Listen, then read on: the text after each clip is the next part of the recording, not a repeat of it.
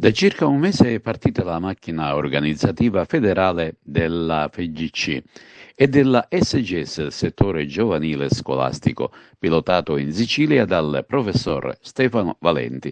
Lo abbiamo incontrato per conoscere le nuove strategie di lavoro per la prossima stagione 2024-2025. Il professore Stefano Valenti è il coordinatore regionale della SGS, vuol dire settore giovanile scolastico. Ecco, lo scorso anno è stato abbastanza laborioso perché ci sono state tantissime iniziative che sono andate in porto regolarmente. Quest'anno cosa si prevede? Quali potrebbero essere le novità? Ma diciamo che quest'anno le novità per noi è la continuazione del lavoro che abbiamo fatto in questi anni. Come sempre dico a tutti, specialmente alla mia squadra, al mio staff, noi dell'anno precedente dobbiamo cercare di andare a individuare le criticità che abbiamo rilevato per cercare nell'anno che verrà di superare e migliorarci in questo.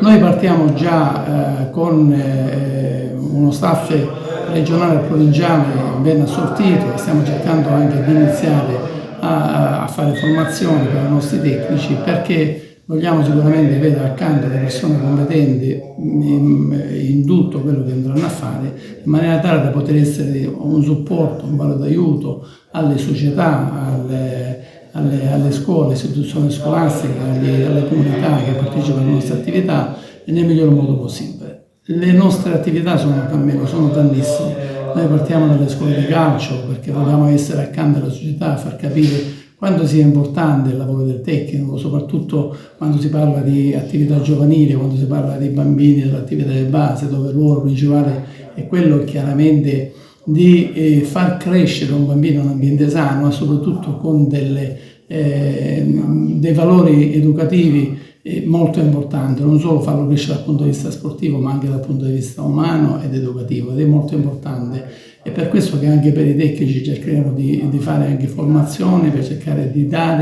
riuscire a dare ai bambini il miglior prodotto possibile. Lavoriamo con le scuole, sono già partiti i nostri progetti con i valori rete, praticamente dove le scuole dalle scuole dell'infanzia alla scuola primaria possono iscriversi.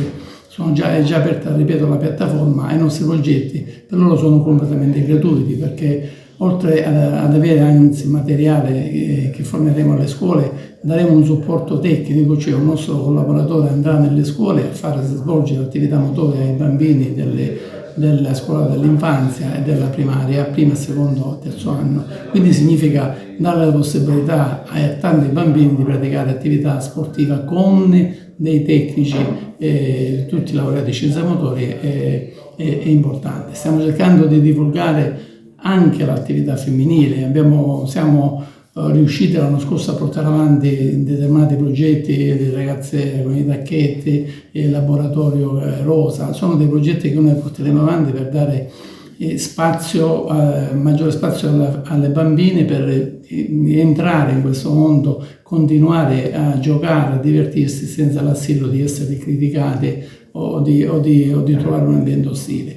Lavoreremo con le comunità, dove diamo la possibilità a tanti ragazzi extracomunitari di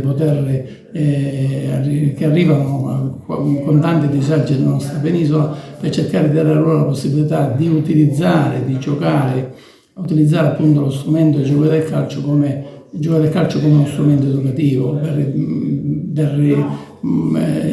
fare socializzazione, integrazione e fare divertire giocando.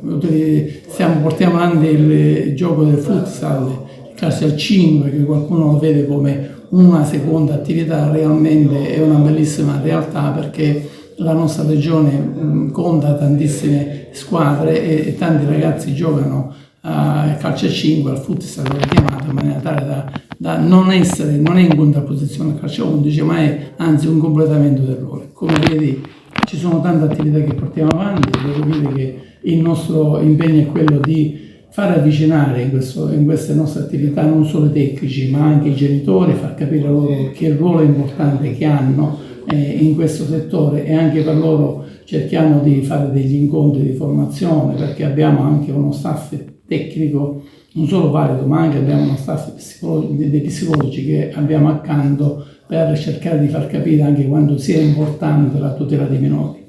Ecco, io in pochi minuti ho fatto un po' una carrellata del nostro lavoro, ma ti posso dire che dietro questi pochi minuti c'è tanta passione da parte mia, da parte dei collaboratori, che mettiamo a disposizione di tutti, società, tecnici, genitori e principalmente bambini e bambine.